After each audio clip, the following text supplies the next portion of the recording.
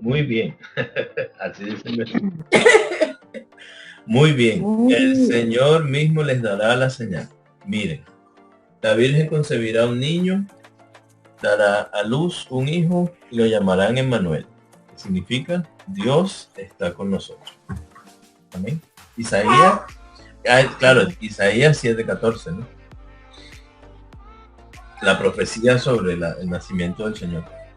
No, estábamos hablando sobre la Navidad y yo le dije que primero comienza por cuál es la visión de la persona o de la institución o de la iglesia. Que qué tan globalista es la visión, ¿no? de quien pregunta sobre el tema de la Navidad. Porque, por ejemplo, si uno lo analiza desde el idioma, etimológicamente la palabra en inglés, que es Christmas, son dos palabras en una. Christ, que es lo mismo que Cristo, que cuando está sola la pronuncian Christ, pero cuando está unida a otra palabra se pronuncia Christ. Y más viene de una palabra indoeuropea, que es la palabra maese, y maese significa como festival, fiesta, celebración. Entonces, claro, Christmas es como la celebración de Cristo. Entonces las navidades nacen como una celebración en torno a Jesucristo, a la figura de Cristo histórica, no la figura espiritual, sino la figura histórica de Cristo, ¿no? Entonces, los pueblos de Europa que conocieron primeramente la, la religión, que era en este caso la religión católica, que es el cristianismo universal que llaman, católico, ese cristianismo tenía entre sus tradiciones celebrar las fiestas de Pascua, las fiestas de Pentecostés, las fiestas de Adviento y las fiestas de Navidad, de nacimiento que llamaban, ¿no?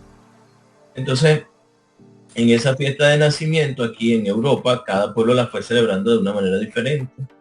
Alemania la celebraba de una manera, Finlandia la celebraba de otra manera. Y estamos hablando de que antes de que estos países fueran conformados naciones, eran tribus que estaban aquí, la tribu de los sajones, la tribu de los de Media Sajonia, los Países Bajos tenían sus distintas tribus, los holandeses, y España, obviamente, que España fue, digamos, el país europeo, junto con Italia, que asumió el cristianismo de manera más radical. O sea, fueron los dos países, y primero Italia y después España, que heredaron toda la cultura cristiana que nació después de cuando el imperio cae en el 800, y que ellos como que se convirtieron en guardianes del legado patrístico, o sea, de los padres de la iglesia. Pero claro, España e Italia fueron desarrollando el cristianismo no de manera muy bíblica, no de manera muy espiritual, sino de manera más tradicional. Y ahí es cuando sale la tradición en la iglesia. Y entonces la iglesia católica pierde su esencia cristiana como bíblica, digámoslo así, y se convierte más en una iglesia tradicional, y entonces le dan como más fuerza a la tradición que a la Biblia, y por eso es que nacen entonces todos los cismas que fueron separando la iglesia católica en sí, hasta que en 1517 Martín Lutero hace su protesta en contra de la iglesia católica, las 95 tesis, que fue aquí en Alemania, en Wittenberg. Y bueno, nace el gran cisma católico y de ahí nacen las iglesias protestantes. ¿Tú quieres decir algo? Sí, quería comentarte que con respecto a lo de Martín Lutero, tengo un libro que se llama El conflicto de los siglos, donde habla de toda esa reforma, donde estuvo Martín y todos los que acompañaron a Martín durante ese colapso que él logró hacer para que se creara pues todo lo que se creó con su llegada al cristianismo católico. Sí, el conflicto de los siglos, lo voy a anotar. sí, es muy bueno. El conflicto de los siglos. Sí, es un libro, lo escribió, te voy a conseguir te lo paso por un mensajito, te voy a conseguir voy a buscarlo, lo tengo aquí, pero lo tengo guardado, ¿sabes? Eso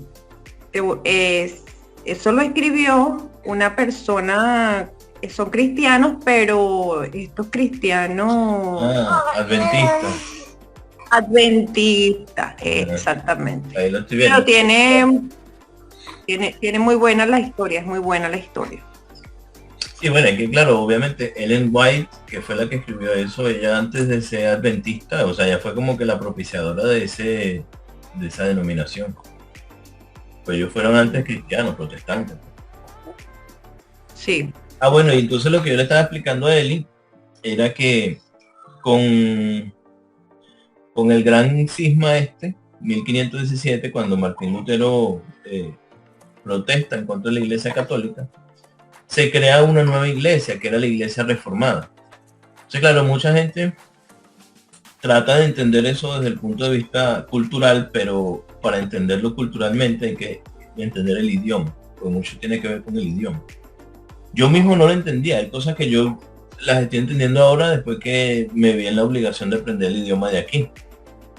Y me di cuenta que gran parte de las cosas que nosotros heredamos en Venezuela, en nuestra cultura, que vienen de España, España a su vez las heredó de las distintas tribus de aquí de Europa, pues del continente, pero que también nosotros en Latinoamérica tuvimos demasiada influencia de Estados Unidos. Y Estados Unidos fue una colonia de distintas, o sea, principalmente eran ingleses los que fueron a Estados Unidos a fundar Estados Unidos en el 1400, cuando llegó Colón. Colón llegó a América, pero Colón llegó a Sudamérica, o sea, a Centroamérica prácticamente fue que llegó Colón, pero a Norteamérica llegaron, claro, Colón llegó a una tierra más caliente.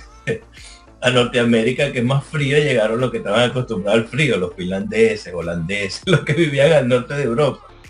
Entonces, eso es interesante porque ellos llegan allá y llegan con sus tradiciones y culturas y distintos ritos, etc.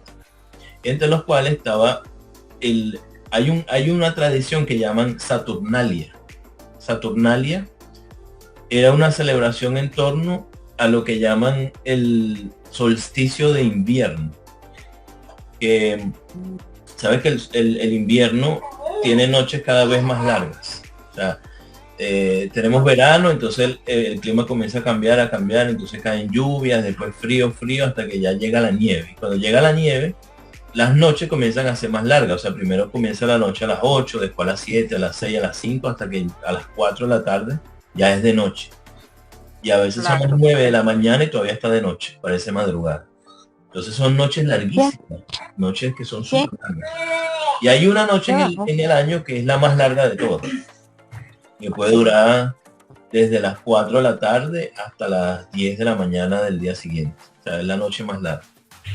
Esa noche representa como el antes y el después. O sea, esa noche cambia, como decir, ya pasó lo más difícil del invierno, ahora empieza a bajar hasta que llegue el verano y así lo mismo, ¿no? O sea, es como una montaña que va en el año, sube y vuelve y baja, y sube y baja y así, ¿no?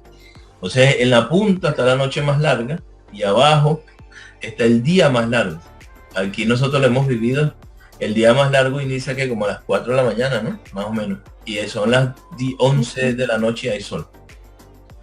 Entonces, esos dos puntos celebraban los pueblos de aquí de Europa.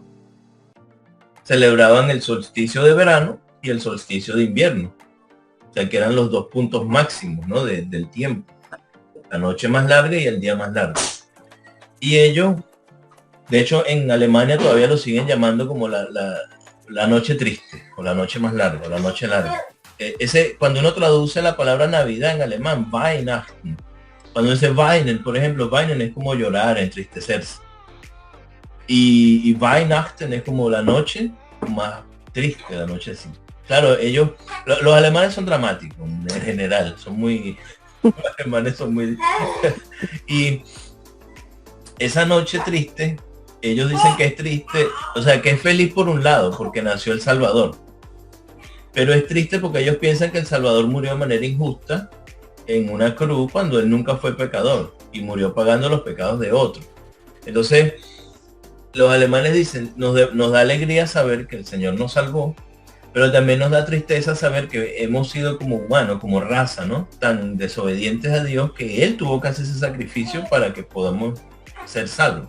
Entonces, por eso le llaman Weihnachten. Son un poquito... Entender a los alemanes es difícil. Entonces... Tienes que... Mel, disculpa, tienes que hacer como que un estudio corto, importante, me interesa mucho todo lo que estás hablando, me gusta, y quiero tener ese conocimiento. Está bien, vale. Lo intentaré.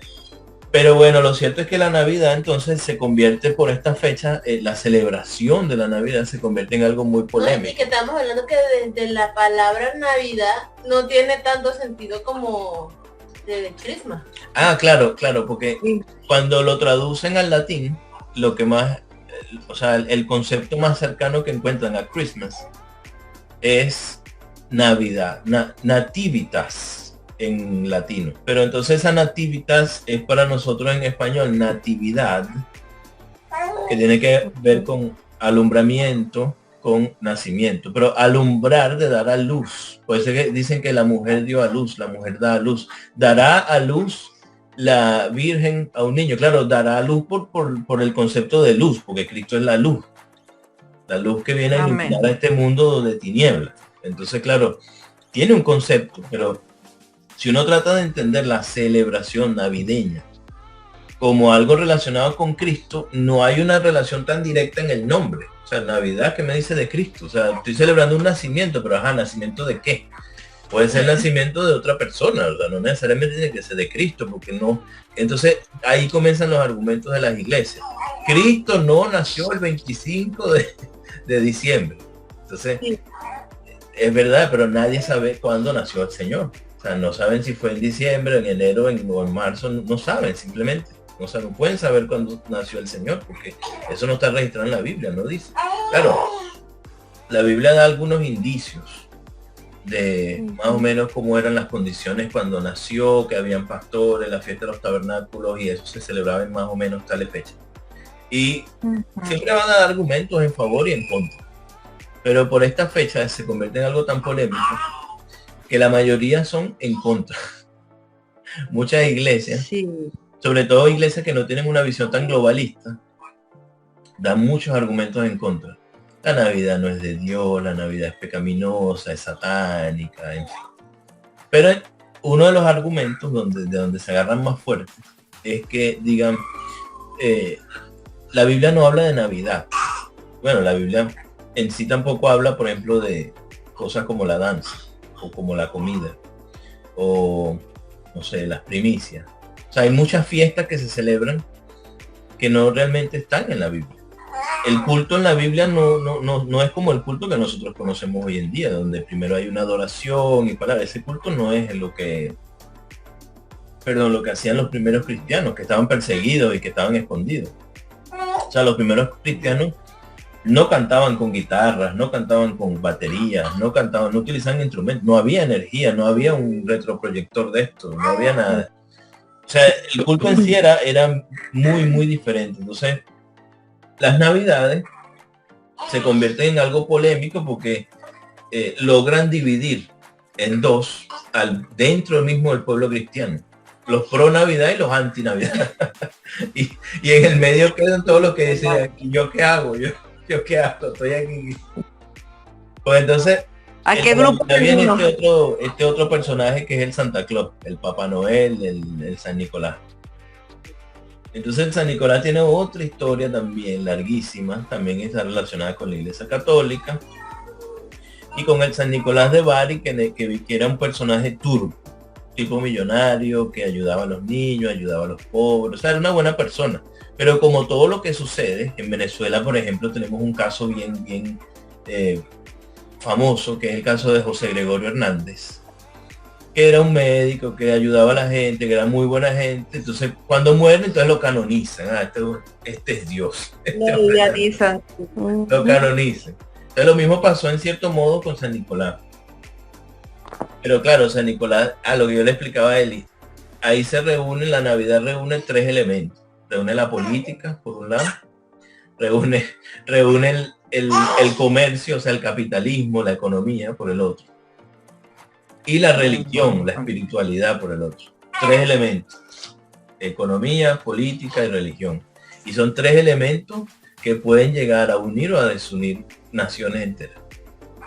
Y claro, como yo decía al principio, la visión más globalista es pro-navideña. La visión cristiana más globalista es pro-navideña. ¿Por qué?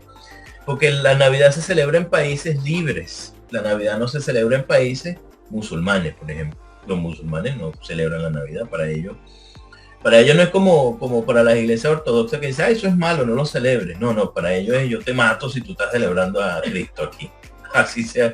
O sea, yo he escuchado aquí de gente iraní, hemos conocido gente de esos pueblos, ¿no? Pueblos muy, muy poco evangelizados, que piensan que la música cristiana es la música, no sé, de Madonna. O sea, música Madonna.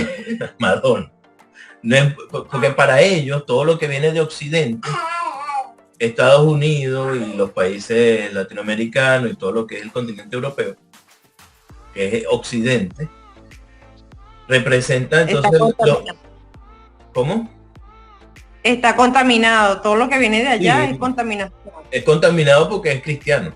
O sea, para ellos es cristiano. Todo Occidente es cristiano. Entonces todo es cristiano. Así sea, no sé, Daddy Yankee, el reggaetonero, o el otro, Bad Bunny, toda esa gente, ¿sabes? Que lo menos que radicales. O sea, demasiado. Y que ellos digan, no, el cristianismo está representado en esta figura. Es como, no. Incluso muchos escuché una historia sobre gente musulmana que le prohibía a sus hijos escuchar música de Madonna, precisamente, porque decían que ella era cristiana y que el cristianismo era una religión adúltera, una religión que tenía que ver con el adulterio, que permitía el adulterio, porque Madonna en una presentación, en un video, tenía un crucifijo, una cruz grande, y esa cruz se las pasaba por todo el cuerpo con movimiento pecaminoso. Y entonces el muchacho me explicaba eso, y yo así como que sorprendido, como que ¿en serio ustedes ven esas cosas? Eso es lo que le llega a ustedes a los medios de comunicación. Me dice, sí, claro, eso ya es normal. Entonces es cuando uno se da cuenta de que en esos países hay una desinformación tremenda, horrorosa, sobre Cristo, obviamente. O sea, el desconocimiento del Señor es tremendo. Entonces, claro, yo lo veo desde este punto de vista porque aquí en Europa hay demasiados musulmanes que no celebran la Navidad. Y para ellos la Navidad representa a Cristo, sencillamente. O sea, para nosotros en general, para los occidentales, nosotros tenemos, como decir, una gran excusa para predicar al Señor y no la usamos, porque yo pienso que la Navidad genera mucho miedo en las iglesias. El concepto de Navidad y la celebración genera mucho miedo en las iglesias porque muchos pastores no saben cómo enfrentar la Navidad. La Navidad, por ejemplo, se puede decir que la Nochebuena es el 24, ¿verdad? Entonces son 24 días hasta que llega, o sea, el mes de diciembre son 24 días.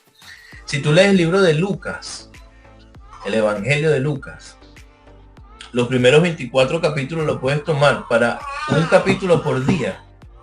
Leer el 1 de diciembre un capítulo, el 2 de diciembre otro capítulo, el 3 y así hasta llegar al 24. Y ahí estás celebrando una verdadera Navidad. Porque cuando llegas al 24, ya has aprendido cuál fue la vida de nuestro Señor Jesucristo y tienes toda la información de lo que es la razón más espiritual que uno tiene para dar gracias a Dios en ese momento. Eso lo hicieron los primeros cristianos, los cristianos primitivos, o sea, las iglesias primitivas. Tomaron la Nochebuena como una cena. Ahora, como la Nochebuena siempre se hace una cena, ¿qué cena hacían ellos? La Santa Cena. En la Nochebuena hacían una Santa Cena, hacían una cena normal, claro, con su familia. Pero la Santa Cena la Nochebuena ayudaban ellos a otras personas. Ustedes tomaban la Nochebuena no como una celebración de rumba, de fiesta, de perdición, sino como más bien algo espiritual. Y está bien, porque fíjate, por ejemplo, aquí hay mucho el día de Halloween, 31 de octubre. El 31 de octubre están los pro Halloween y los anti Halloween. Entre los pro Halloween está Jesús Adrián Romero.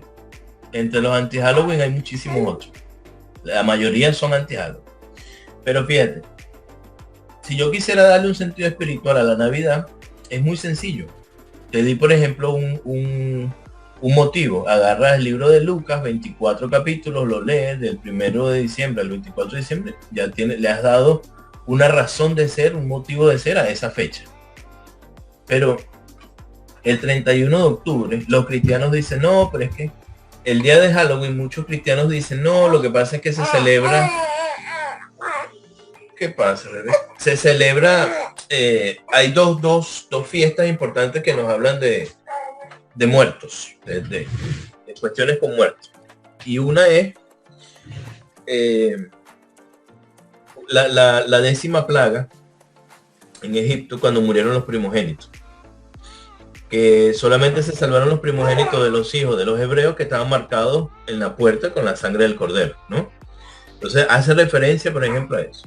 Pero también dice, bueno, tenemos la otra fiesta que tiene que ver con muerte, que fue cuando Herodes mandó a matar a todos los niños menores de 2 años en el momento en que nació nuestro Señor Jesús. Entonces, son dos épocas que uno dice, bueno, se puede tomar. Y los cristianos, sobre todo los alemanes, han tratado de darle ese sentido a esa fiesta. Pero es muy difícil que por medio de la celebración de esa fiesta, uno llegue a esa conclusión. ¿Por qué? Porque se visten de zombies, de brujas. Lo menos que hacen es recordar niños que murieron de una manera trágica. O sea, no los recuerdan. Sí. Mientras que la Navidad, como yo te decía, junta el capitalismo, junta la política y junta la religión. ¿Por qué el capitalismo? Bueno, porque es la fecha. Yo a veces me pregunto, ¿qué harían la mayoría de cristianos si en un país occidental toma el poder un grupo político de corte musulmán y prohíbe la Navidad? ¿Qué harían los cristianos? Serían los primeros, todos los que hoy dicen que la Navidad es una celebración, que no es de Dios, serían los primeros que saldrían a protestar, que yo te lo aseguro. Serían los primeros que saldrían, no pueden quitarnos la Navidad, que esto ha sido un patrimonio histórico de nuestras iglesias y bla, bla, bla. Porque es así. Porque no se dan cuenta que la Navidad es como un símbolo de excusa para poder uno buscar entre lo que no está bien, lo que esencialmente es de Dios. Es igual que la Semana Santa. O sea, la Semana Santa es una celebración establecida por la Iglesia Católica. Pero entonces, claro, las iglesias que no son católicas dicen, no, eso no es de Dios, eso viene de la Iglesia Católica es la gran ramera y tal. Pues no hay indicios bíblicos de que eso sea así. Esas son interpretaciones que se han dado, sobre todo desde las denominaciones carismáticas. Pero no hay indicios bíblicos que diga la iglesia, exactamente la Iglesia Católica es la gran ramera. Eso no lo dice la Biblia tampoco. Pero uno lo asume. Igual, hay muchas cosas que específicamente no están en la Biblia, pero la gente las practica pues dentro de las iglesias, como la danza. O sea, la danza también es algo muy polémico dentro de las iglesias, tal cual. Entonces hay pastores. No, y que entonces tenemos la Navidad, que tiene muchísimas cosas para celebrar y nos enfocamos solamente en el arbolito. Nada más, exclusivamente, solamente. Lo del arbolito. Y entonces estábamos nosotros hablando del dios arbolito. ¿De dónde era el dios arbolito? Había un pueblo, los pueblos del norte de Europa, donde celebraban al árbol de Thor. Hay una tradición europea en uno de estos pueblos del norte, Finlandia, Noruega. Estos países tenían entre sus tribus gente que celebraba el dios del árbol de Thor. Saben que ellos tenían su propia mitología, ¿no? De la de los dioses nórdicos, donde Thor era uno de ellos. Y este Thor tenía un árbol donde pasaron distintas cosas allí y tenía una piedra. De hecho, aquí hay gente que se llama Thorsten, y Thorsten es como la piedra de Thor. Es como que alguien que se llame Jesús en Venezuela o en España. Aquí en Alemania hay muchos Thorsten, conmigo han trabajado 2 Thorsten, yo conozco 2 Thorsten. Y los 2 me han echado el mismo cuento. No, mi nombre viene de la tradición nórdica de Thor y tal. Y yo, y entonces, Martín Lutero, siendo ya protestante, en una Navidad tomó un árbol, lo puso en su casa, lo decoró con velas. Velas, dando a entender que esas velas eran las velas de la luz. O sea, las velas representan en la Biblia el versículo que dice que nadie enciende una lámpara para ponerla bajo la cama, sino que la ponen en lo alto para que ilumine toda la habitación. Ellos en su época no entendían de electricidad porque obviamente no la había. Entonces, iluminar se hacía con velas, no con otra energía. Y él puso en velas en el arbolito refiriendo a ese versículo. Arriba le puso una estrella, refiriendo a la estrella de Belén que guió a los Reyes Magos al Señor, cuando el Señor nació. Y lo de las pelotas sí quedó por fuera, porque yo creo que Martín Lutero no utilizó pelotas, no utilizó eso. Eran velas. De hecho, aquí hay hemos visto muchos arbolitos que los adornan con velas. Son velitas así pequeñitas que le ponen en las ramas y se ven distintos. Las que son de electricidad están bien, pero las que son de verdad dan miedo. No, las que son de verdad, bueno, lo pueden crear un incendio tremendo. Sí. Claro, sí. No, porque tampoco es que no tienen árboles de plástico, usan árboles de verdad. Sí, pinos. Sí. Bueno, pero la historia detrás de eso es que un sacerdote era alemán el tipo. Yo no te puedo decir el nombre porque no lo tengo en la mente. Uy, casi le da esa esquina. Ese sacerdote alemán fue a un pueblo nórdico a evangelizar. Y ellos le dijeron que ellos no podían creer en ningún dios que no se viera, porque ellos tenían un dios que era un árbol. Y él agarró una hacha, cortó el árbol y se lo llevó. Y dijo, viste, que este no era ningún dios, esto es la naturaleza. Y en la Biblia habla de que nosotros los seres humanos podemos ejercer autoridad sobre la naturaleza y tal, y más o menos así fue que él logró evangelizar un poco ese pueblo. Obviamente que se le opusieron, imagínate, le mató a su dios. Eso es no cualquier cosa lo que hizo. Sí. Y bueno, de ahí nace un poco la tradición del árbol, pero claro, lo que pasa es que estamos hablando de tradiciones, primero, muy antiguas, segundo, que son tradiciones que han nacido de una mezcla de pueblos. O sea, estamos hablando de que el día de hoy es una tradición globalizada, que la Coca-Cola muy bien ha utilizado a nivel de mercadotecnia, pero sí, que eran tradiciones que vienen de distintos pueblos. O sea, que no hay un manual que diga la primera Navidad fue esta, o que diga el primer arbolito fue este, o que diga la primera. No lo hay, simplemente. Entonces, claro, como cristianos lo que nos queda es nosotros tratar de buscar dentro de este tiempo que nosotros no vamos a cambiar lo que ya está establecido. Si ya tenemos un mundo entero que ese día lo agarra para celebrar, nosotros celebremos a nuestro Señor como lo celebramos todos los días, y punto. Y que fue lo que hicieron los primeros cristianos. Porque de nada sirve yo sentarme, que es lo que hacen muchos pastores el día de hoy. Se sientan en internet y dan esos videos larguísimos y explicando que la Navidad es mala y tal. Nadie los ve. O sea, no tienen vista. ¿Por qué? Porque no tienes. La gente está ocupada comprando. No les diga que la Navidad es mala. Ellos están comprando.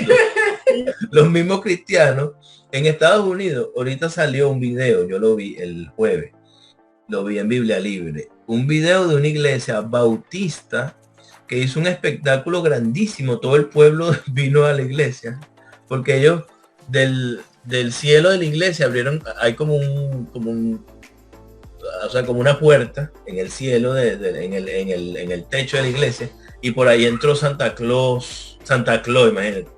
Un hombre pues vestido de Santa Claus con un traje elegante, barba real y todo, y entró bendiciendo y predicando. El Santa Claus predicó la palabra y predicó una iglesia bautista, o sea, te puedes imaginar que la iglesia bautista es súper ortodoxa, súper cerrada, súper... No, una iglesia bautista agarró y predicó por medio de Santa Claus. O sea, es muy difícil ir en contra del movimiento globalista. O sea, eso no va a pasar. Entonces, la cuestión con la iglesia es que muchas iglesias pequeñas se están sectorizando cada vez más y se están haciendo cada vez más pequeñas, cada vez más cerradas, tratando de cuidar una doctrina que finalmente está fundamentada no necesariamente en la Biblia, sino fundamentada en que esta doctrina la hemos entendido así y así la vamos a seguir aplicando. Entonces, básicamente es una tradición, ya no es bíblico. Hemos estado estudiando lo que ha pasado, lo que están diciendo, y lo que vemos es falta de información, o sea, mucha desinformación, mucho yo asumí, yo creo, pero no hay un conocimiento siempre atrás. Siempre se ha hecho así, entonces no hay información real, simplemente es, él lo dijo y yo paso la voz. Y si quería una pelota gigante de algo sin base. Entonces, claro, la Navidad para mí es un motivo de celebración y para otros es un motivo de sufrimiento. Tú ves las redes sociales que se están matando. Es porque pierden el tiempo en esta conversación cuando podrían estar hablando de Dios, de que nació, de que murió, que te salvó. O sea, hay muchas cosas de Dios que hablar y no es el arbolito. El arbolito es simplemente es un símbolo de la celebración y ya. No que no esté en la Biblia. Bueno, sí, pero tampoco está en contra. Claro, es así. Por lo menos yo, dime, Shirley. No, que es así, que estoy de acuerdo con él. A mí, por ejemplo, me llegó hace como un mes un mensaje, un audio, una hermana de otra iglesia me mandó un audio que quitara todo, absolutamente todo de Navidad, porque si llegaba el 31 de diciembre y pasaba al 1 de enero, con el arbolito y con las luces prendidas y todo, que el año 2023 iba a ser de perdición, que iba a ser de ruinas, que no sé qué, una cosa pero súper dramática. Y yo lo dejé de escuchar y ya, pues, o sea, no me pareció loco totalmente. Porque, o sea, algo que estamos como dicen ustedes, o sea, es una tradición. Justamente este año 2022, si yo pongo el arbolito, se va a acabar el mundo. O sea, es demasiado absurdo. No, y si lo pones tú, porque hay otros millones de familias en el mundo que lo ponen. Si lo pones tú, exacto. Cuidado. Una locura. Qué terrible. Yo, en realidad, bueno, yo viví en una familia también de mucha tradición, ¿no? Mucha tradición navideña. De hecho, bueno, claro, yo en una familia católica, muy, muy católica, y yo cantaba en las iglesias la misa del gallo, y entonces yo pertenecía a un grupito, cantaba, pero en realidad, fíjate, yo me sorprendo con toda esta conversación porque a mí no me gusta Navidad. Yo tuve 3 hijos y yo creo que Ángel Silvino tiene 28, que es mi hijo menor, y yo creo que yo llegué a poner en mi casa como 3 o 4 veces el arbolito, ¿sabes? Porque cuestión de que mamá, va a llegar Niño Jesús y los regalos y aquello que aquí en Venezuela se da muchísimo, pues que llegó Niño Jesús a las 12 de la noche, esos muchachos a despertarlo para que vean el juguete y la cosa. Pero a mí no me gusta Navidad, ¿sabes? Me parece sorprendente que la gente esté quizás pasando mucho trabajo y que lo poco que tienen lo gasten en decorar la casa. Sí, claro. No sé, cosas que no son necesarias, pero no soy anti-Navidad. Mi mamá lo celebra, le gusta el nacimiento, le gusta. Mi hermana, yo estoy trabajando con manualidades y le hice a mi hermana no quiero mi cosa de Navidad, pero yo no me llama la atención así desesperarme la yaca, la cena, no, soy más, bueno, es un día normal, yo me puedo comer la yaca cualquier día del año. Las reuniones de la mesa, una buena comida, cualquier día del año, o sea, no tiene que ser el 25 de diciembre. Pero sin embargo, fíjate, Dios es bueno y para siempre su misericordia, que me ha estado dando como que eso que tú hablabas, mira, todo cuando las cosas son de Dios, que hablabas de lo de Lucas, los 24 versículos, que los 24, bueno, Dios así me ha ido dando como que esa enseñanza, pues, de que desde que llegó el ángel y le dijo a María, ¿sabe? Vas a tener el Hijo de Dios. Y es como esa enseñanza, pues, de que eso es lo importante en Navidad. Conserva esto, conoce esto y celebra esto. Exacto. No importa en la fecha que sea, sino que sea esa celebración. Y claro, y como aquí en Venezuela, Navidad es en diciembre y el día del nacimiento del niño es el 24, y entonces celébralo así, pues, porque de verdad es como que imposible. Tendría que morir toda esta generación y una generación que vaya naciendo y se le vaya educando a que cambiar esta fecha, como la fecha de Semana Santa, cambiarla en celebración es muy difícil. Pero entonces si se da en esta fecha, conserva, pero teniendo el conocimiento de por qué se celebra y qué es lo que se celebra. ¿Qué es lo que se celebra? Sí. Bueno, a mí me gustaría que antes que se nos acabe el tiempo, que oráramos por las peticiones, porque ya, bueno, nosotros comenzamos 10 minutos tarde, todavía tenemos 7 minutos. No, yo les iba a dar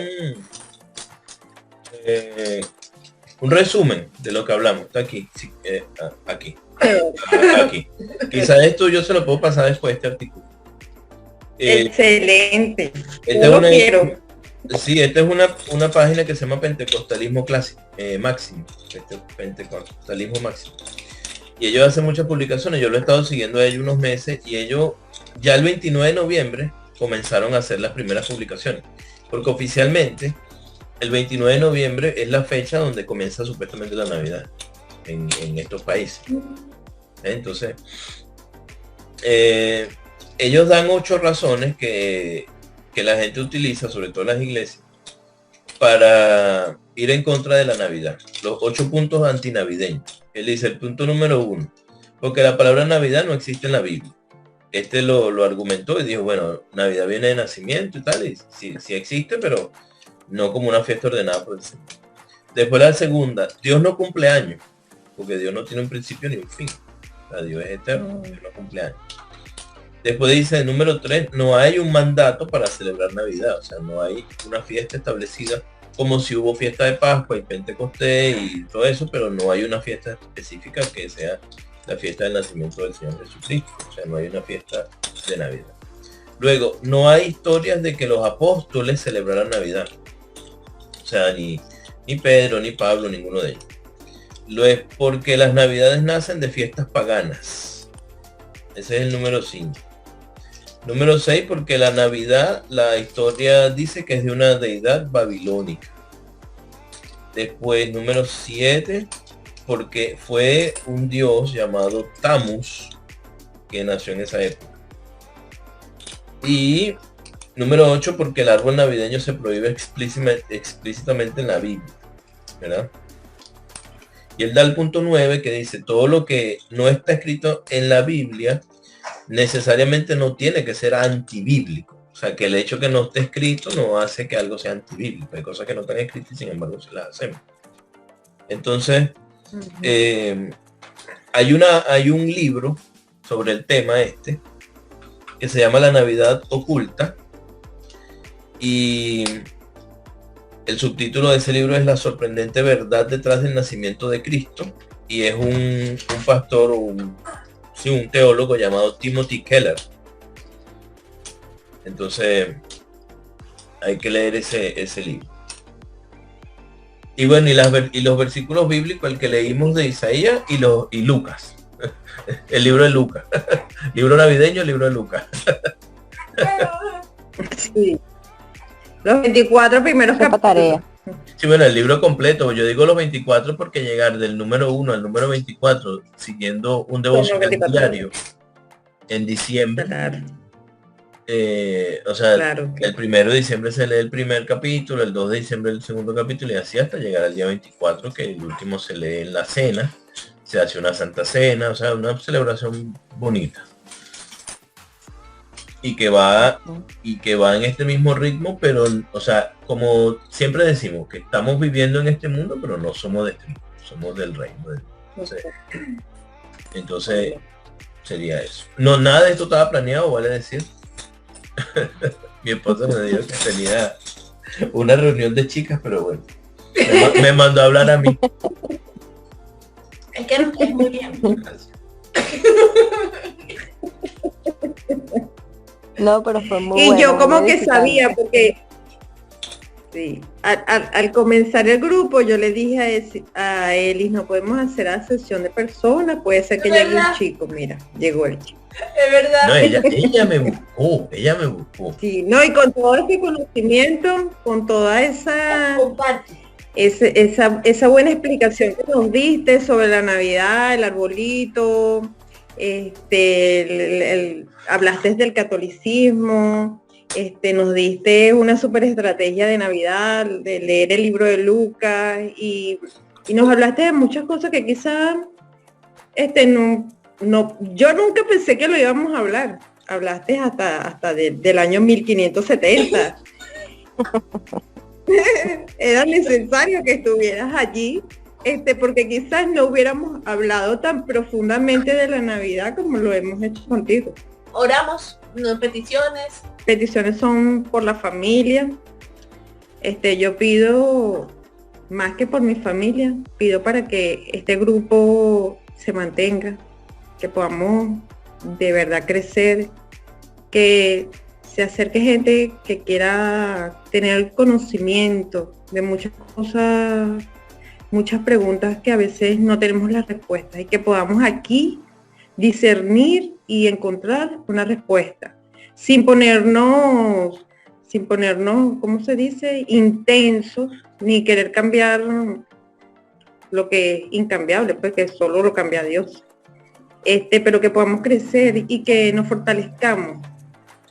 Que más que hacer una reunión de teología, hagamos una reunión de familia, que nos conozcamos y nos abracemos, nos queramos a través de esta red. No, bueno, por mi familia, porque Dios nos muestre cuál es su propósito con nosotros y que nos dé paz, que nos dé fortaleza todos los días.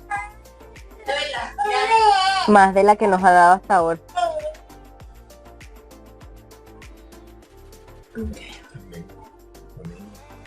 Familia. ¿Y usted?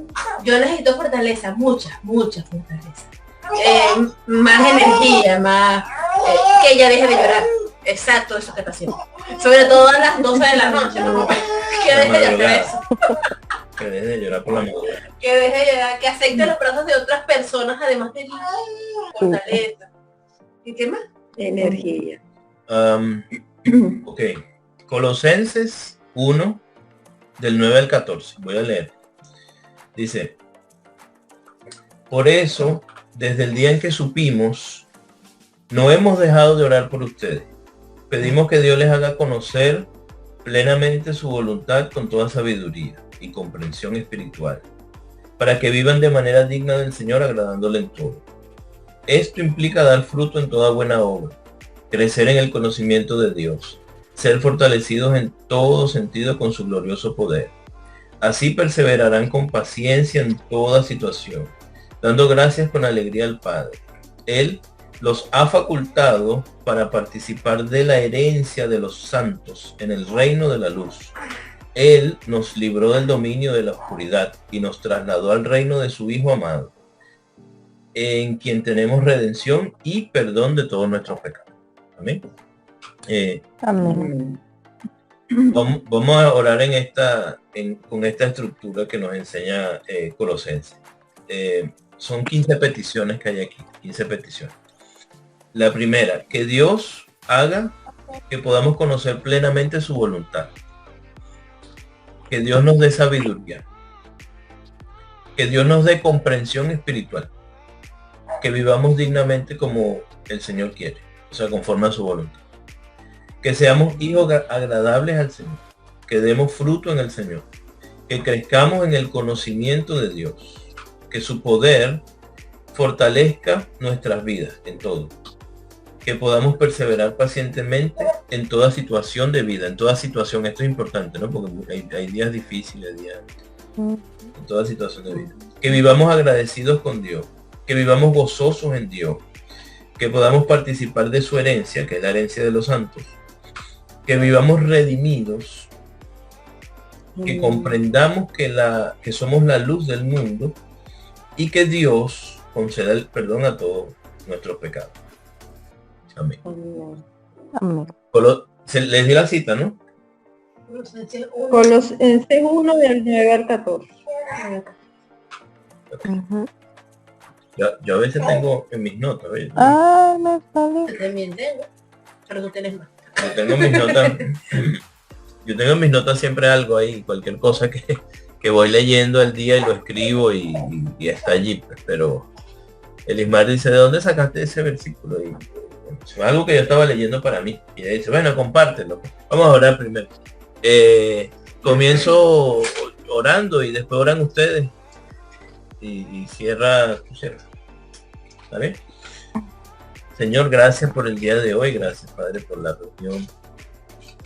Gracias, Señor, porque hemos tenido la oportunidad de conversar en torno a Cristo, en torno a la celebración del nacimiento de Cristo, Señor, y en torno a lo que está sucediendo en nuestro alrededor en esta época. Le pedimos, Señor, que sea usted quien nos dirija, quien nos dé comprensión espiritual, Señor, como lo leímos en su palabra. Que nos guíe para que todas las cosas que hagamos, Señor, estén dentro de su plan y estén dentro de su propósito. Señor, para que todas las cosas que decidamos hacer sea bajo su guía, Señor, y sea bajo su compañía. Y que nosotros, Señor, no podamos caminar, Señor, sin su luz. Que caminemos, Señor, conforme a su gracia y a su voluntad dentro de su sabiduría, sabiendo, Señor, que solamente en Cristo tenemos redención, que solamente en Cristo encontramos, Señor, el perdón de todos nuestros pecados, Señor, que fueron, y que si alguna vez, Señor, nosotros estando dentro de su reino caemos, Señor, y cometemos alguna falta, Señor, que a usted le ofenda, podemos saber contar, Señor, con su perdón, con su redención, porque ya nuestro Señor Jesucristo estableció eso, Padre, a través de la cruz. Le pedimos en el nombre de Cristo, Señor, que cada día que vaya pasando sea usted quien cuida a nuestras familias, Padre. Las familias que están representadas en esta transmisión, Señor, en esta reunión que tenemos. La familia de Odilé, Señor, la familia de Shir. Señor, ellas tienen peticiones, al igual que nosotros, sobre la familia. Le pedimos, Padre, por fortaleza para la familia, por provisión para la familia, por salud. Que las familias que están aquí representadas estén bajo el manto de nuestro Señor Jesucristo, que estén bajo la provisión, como dice su palabra, Señor, que estén totalmente bendecidas según las bendiciones que hay en Cristo Jesús, según sus riquezas, Señor, las riquezas en Cristo Jesús. Eso, Señor, se lo pedimos conforme a su voluntad, sabiendo, Padre, que dentro de lo que es su reino y su palabra, nosotros podemos conseguir, Señor, la paz de saber que todas las cosas que necesitamos, Señor, las encontramos en Cristo Jesús. Le pido también, Padre, de manera específica por salud para los miembros de estas familias, Señor, que aquí están representadas, Padre, que sea un elemento central en nuestras vidas, que nosotros, Señor, podamos cada día vivir de manera saludable, que nuestras familias puedan vivir, Señor, también de manera saludable, y que si alguien, Señor, entre nosotros está luchando, Señor, con alguna situación de salud, sea usted, Padre, que pueda darle la victoria, como dice su palabra, glorificarse como muchas veces, Señor, se glorificó nuestro Señor Jesucristo, haciendo, Señor, milagros, para que su palabra y para que su presencia y para que su voluntad fuese cumplida en esta tierra. Le pido también, Padre, la provisión económica, sobre todo para esta fecha, Señor. Toda la provisión económica para nuestras familias. Que si hay deudas, Señor, entre nosotros, esas deudas puedan ser canceladas. Que si hay faltas entre nosotros en cuanto a ropa, en cuanto a comida, en cuanto a alimentos, en cuanto a bebidas, que esas faltas sean suplidas conforme a su palabra, conforme a su voluntad y conforme a sus promesas. En el nombre de Jesús, Señor, y quiero pedir especialmente por conocimiento de las cosas para que podamos vivir dignamente como es su voluntad, Señor, que usted nos pueda entregar conocimiento. Que donde sea que nosotros fijemos nuestra vista, allí esté la presencia de nuestro Señor Jesucristo. Que donde sea que nosotros, Padre, enfoquemos nuestro oído y podamos escuchar palabra de Dios, palabra de vida, Señor. Que podamos escuchar palabra de edificación en el nombre de Jesús. Doy gracias por la vida, Señor, de Odile. Doy gracias, Padre, por la vida de Shira. Doy gracias por esta reunión que hemos tenido el día de hoy y doy gracias, Padre, porque nos ha permitido compartir una vez más, Señor, en torno a su palabra. Le pido, Señor, así como lo ha deseado, Señor Odile, que en el futuro podamos también reunirnos, Señor, más frecuentemente, podamos hablar sobre otros temas, Señor, y que podamos compartir no solamente nosotros, sino con más personas que puedan tener interés, Señor, en estas conversaciones que nosotros hemos tenido. Le pido en el nombre de Cristo, Señor, que usted nos dé todas las herramientas que necesitamos para adorarle, para glorificarle, para bendecirle, como dice su palabra, que usted, Señor, se glorifica, Señor, en nuestras debilidades. Allí es donde usted se fortalece, Señor, y por eso le pido que en el nombre de Jesucristo, Señor, se fortalezca en cada una de las debilidades que usted pueda estar mirando entre nosotros. En el nombre de Jesús doy gracias, Padre. Amén. Próximo. Y que se haga realidad Primera de Colosenses en nuestra vida. Amén. Primera de Colosenses, capítulo 9 al 14. Amén.